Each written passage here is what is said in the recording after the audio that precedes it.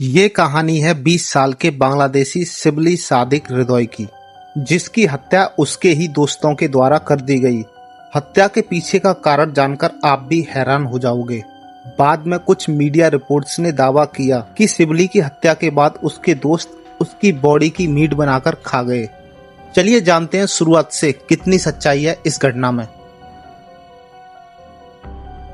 शिबली सादिक हृदय जो अपने परिवार के साथ बांग्लादेश के चित्तगांव में रहता था। शिबली का परिवार काफी गरीब था, लेकिन फिर भी जिंदगी को लेकर शिबली के सपने काफी बड़े थे। इन्हीं सपनों को पूरा करने के लिए वह पढ़ाई के साथ साथ एक पोल्ट्री फार्म में मैनेजर की नौकरी करके अपने कॉलेज की फीस देता था। शिबली पढ़ाई में काफी अच्छा था, वहीं अपने काम को लेकर काफी ईमानदार भी था। लेकिन उसकी ये ईमानदारी एक दिन खुद के लिए ही मुसीबत बन जाएगी, शायद इस बात से शिबली अनजान था। दरअसल शिबली जिस पोल्ट्री फार्म में काम करता था, उस पोल्ट्री फार्म में अल्पसंख्यक समुदाय के 6 और लोग काम करते थे। शुरुआत में शिबली और उनके बीच काफी अच्छी दोस्ती हो गई थी।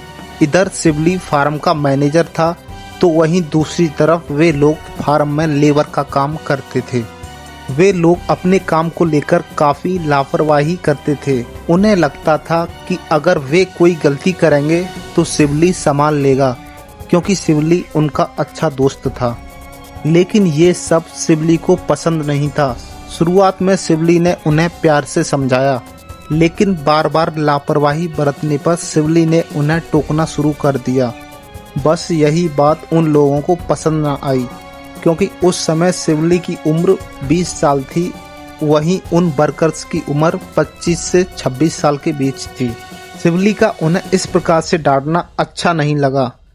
इस बात को लेकर उनमें विवाद होने लगा और धीरे धीरे विवाद इतना बढ़ गया कि शिबली और उन लोगों के बीच एक दिन लड़ाई हो गई। उस दिन पोल्ट्री फार्म के मालिक ने समझा बुझाकर सबको शांत करा दिया।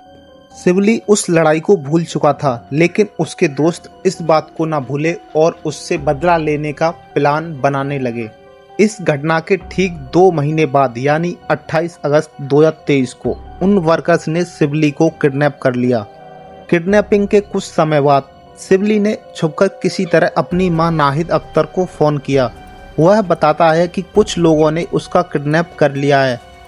इससे आगे शिबली कुछ कह पाता, अचानक से उसका कॉल कट हो गया। यह सुनकर उसके पूरे परिवार में हड़कंप मच गया।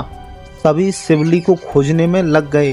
तभी कुछ देर बाद मां नाहिद अख्तर के फोन पर कॉल आता है, पर इस बार फोन पर शिबली नहीं किडनैपर होता है और शिबली की मां से कहता है कि अगर अपने बेटे की सलामती चाहते हो तो हमें 15 लाख टका दो, अन्यथा हम शिबली को नहीं छोड़ेंगे।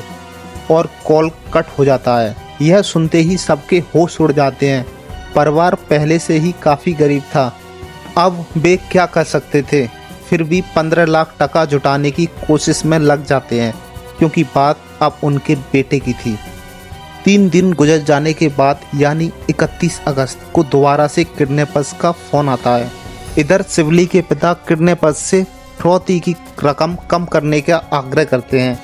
किडनैपर्स को भी शिबली के घर के हालातों का अच्छी तरह से पता था, इसलिए उन्होंने फिरौती की रकम घटाकर पूरे 2 लाख टका कर दी।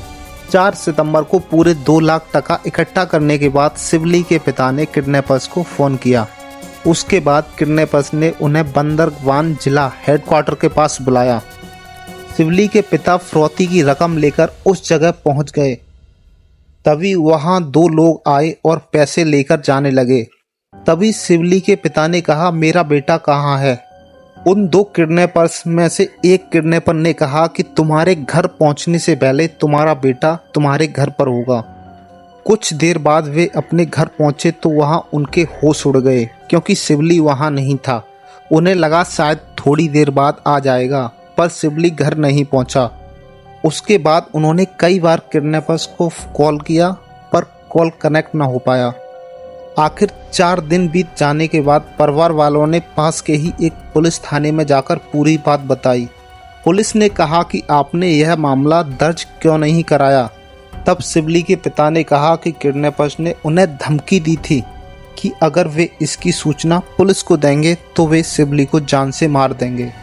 पुलिस ने मामला दर्ज करके जांच शुरू कर दी। जांच में पता चला कि सिबली का किसी से कोई विवाद नहीं था, बस पोल्ट्री फार्म के वर्कर्स के साथ 2 महीने पहले झगड़ा हुआ था। ये बात सिबली की मां को पता थी, इसलिए पुलिस ने उन 6 लोगों पर शक जताया और जल्द ही पुलिस ने उन लोगों को हिरासत में ले लिया। शुरुआत में तो वे अनजान बन रहे थे, लेकिन जल्द ही सारे रहस्य पुलिस के सामने आ गए। उन्होंने बताया कि वे सिर्फ सिबली से बदला लेना चाहते थे, इसलिए उनका प्लान था कि वे सिर्फ सिबली को टॉर्चर करेंगे, फिर फिरौती के बाद उसे छोड़ देंगे।